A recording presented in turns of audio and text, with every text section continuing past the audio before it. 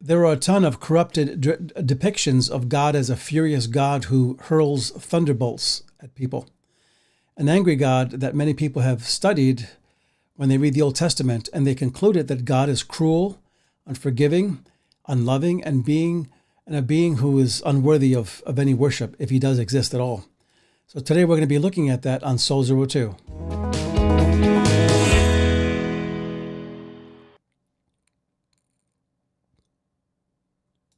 And welcome to Soul 02. This is a podcast that is putting the oxygen back into the Christian life one soul at a time. And today we're talking about the real truth about God's anger, debunking common misconceptions about God. One of the greatest challenges that skeptics and critics and just God haters and people who don't believe in God give is of the characterization that God is this evil, angry God in the Old Testament. And there have been many tainted images of God as an angry deity who is waiting to punish us when we slip up. And many have read the Old Testament with a jaundiced eye, only seeing a harsh, judgmental, unkind God that is incapable of loving anybody. And this kind of God, of course, has no place in the modern world.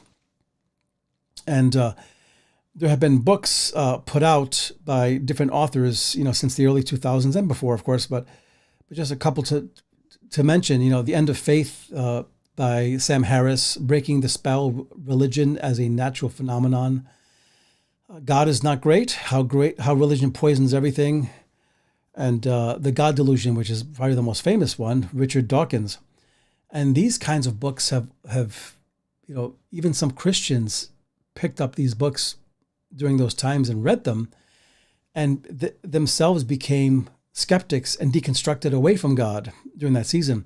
In fact, Richard Dawkins is quoted in his book as saying, "The God of the Old Testament is arguably the most unpleasant character in all fiction, jealous and proud of it, a petty, unjust, unforgiving control freak, a vindictive, bloodthirsty ethnic cleanser, a misogynistic, homophobic, racist, infanticidal, genocidal, filicidal, pestilential, I don't know what that is, megalomaniacal, sadomasochistic, impulsively spiteful bully." And wow, what do you really mean, Richard Dawkins? And, but what if I told you today that there's one word in the scriptures that is prominent through the whole Bible that I won't have time to kind of get into the New Testament on this word, but one word that will help reset your thinking if you have that kind of negative thinking about God, that he's this angry beast. What if I told you that there's one word that defines God and that helps reset these things? And that word is simply this, chesed. And my Hebrew friends taught me how to say it. It's a guttural kind of pronunciation, and the emphasis is on ch, like chesed, like you're clearing your throat almost. But this word chesed occurs nearly 250 times in the Hebrew Bible, in the Law of the Prophets and the writings, and especially in the Psalms. And Michael Card, whose great work on this topic of chesed, said the psalmists sing about it and the prophets lament its fragileness. In other words, when we don't get chesed, we know it, we feel it. And when we don't give chesed to others, it is a bad thing. But before I define this word today, chesed, I want to show you how it became the word that defines God, not anger, but chesed, in the scriptures. And we find in the Bible that there is this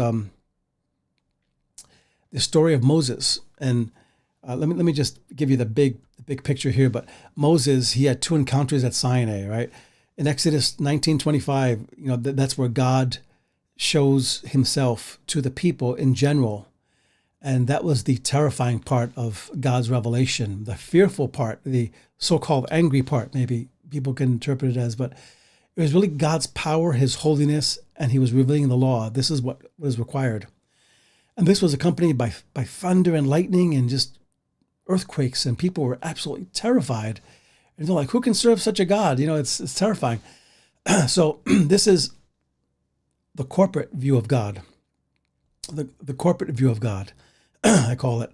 In other words, this is the general people got this view of God. But then we have another view of God in Exodus 34, where when Moses was waiting on God to encounter him and to worship him and receive the law, in Exodus 34, I'll read it to you, but Exodus 34, it has this idea that the encounter was more intimate. And the scripture very simply says this. It says, "Then the Lord came down in the cloud and stood there with him and proclaimed his name, the Lord. And he passed in front of Moses, proclaiming, the Lord, compassionate and gracious, the Lord, slow to anger, abounding in love and faithfulness, maintaining love to thousands and forgiving wickedness, rebellion, and sin. Yet he does not leave the guilty unpunished. He punishes the children and their children for the sin of the fathers to the third and fourth generation."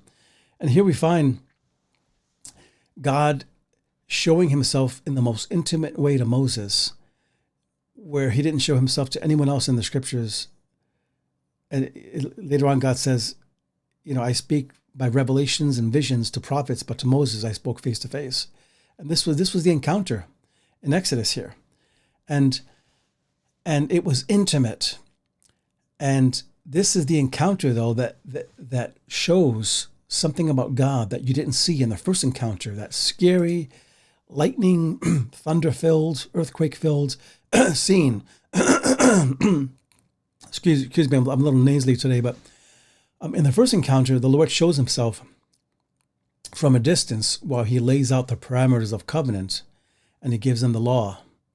But in the second encounter, the Lord lays out the defining characteristics of his character, which are compassion, grace, mercy, forgiveness, kindness, and love to 1,000 generations. And that's why it says in Psalm 103 and 7, it says, "He made known his ways to Moses, his deeds to the people of Israel." In other words, his ways are who his character is, who he is. You can know about a person, but you don't really know them until you know their ways. And we find that in this thought, in this vein, the Lord reveals his character, his essential character, to Moses as parental.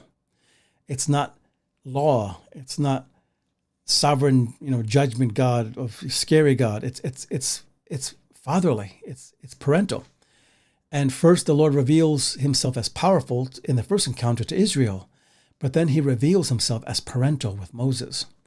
And the first word God uses with Moses is an interesting word in the Hebrew, and it is raham.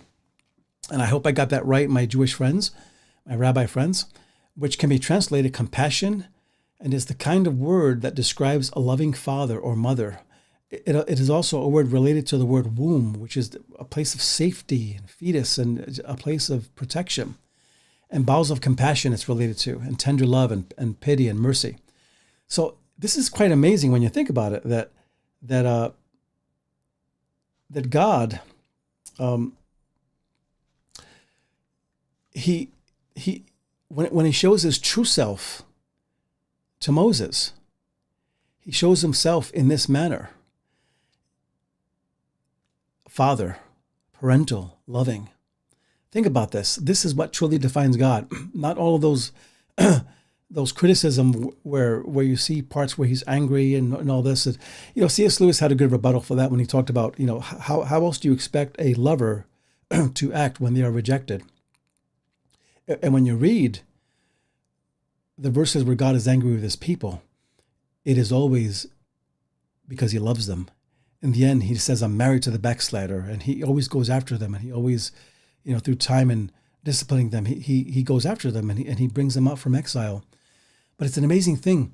So because of this revelation, Moses would not take one step further without the Lord's chesed. And it says further in Exodus 34:8, Moses bowed to the ground and at once worshiped. "O Lord, if I have found favor in your eyes," he said, "let the Lord go with us. Although this is a stiff-necked people, forgive our wickedness and our sin and take us as your inheritance.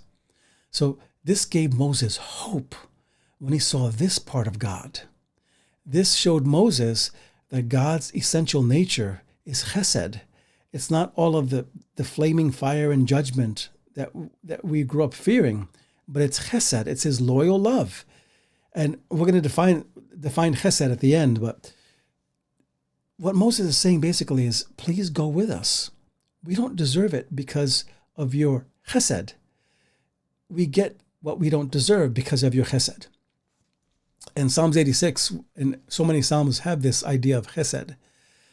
86:15 says, but you, O Lord, are are merciful and gracious, slow to anger and abounding in steadfast love and faithfulness. Turn to me and be gracious to me. Give your strength to your servant. So there's always this appeal in the scriptures. I like something Jacques Ellul said in Anarchy and Christianity. He said, no matter what God's power may be, the first aspect of God is never that of absolute master, the Almighty. It is that of a God who puts himself on our human level and limits himself. And this is the way a parent, a mom or a dad, when they see a child and they want to talk to the child, they lower themselves and they get on a knee and get on their level. And so the child won't be intimidated, but they say, hey, I'm talking to you. And this is how God addresses the human race. It's a beautiful thing. So here's the definition of chesed. And it's a beautiful definition given by Michael Card, theologian. And it is this: when the person from whom I have a right to expect nothing gives me everything. That's chesed. That's why I think that's one of the most beautiful words in the Bible besides love. It's just amazing. And in the New Testament, it's tied to grace and graciousness. And Jesus, I think 8 out of his many parables were about chesed or lack of it. But critics have defined the Lord in the Old Testament as this angry, mean God. But understanding chesed dismantles the nagging image of the angry God of the Old Testament. That perception simply has no place in a biblical understanding of who God is. So I think what we're going to do is, since we have a lot more to talk about with this word chesed, we're going to pick up next time on this. But be encouraged that the Lord's first overture toward you is always parental. It's as a father or a mother bowing on a knee and getting eye level with you and speaking with you. So if you like this podcast, please leave a like, and you can check us out. We're on YouTube, Buzzsprout, Spotify, Google Podcast, Facebook, and others. And it's so great to be with you. And please join this podcast if you haven't joined it, and recommend it to somebody you don't know. Okay, thank you, and God bless you. Great to be with you.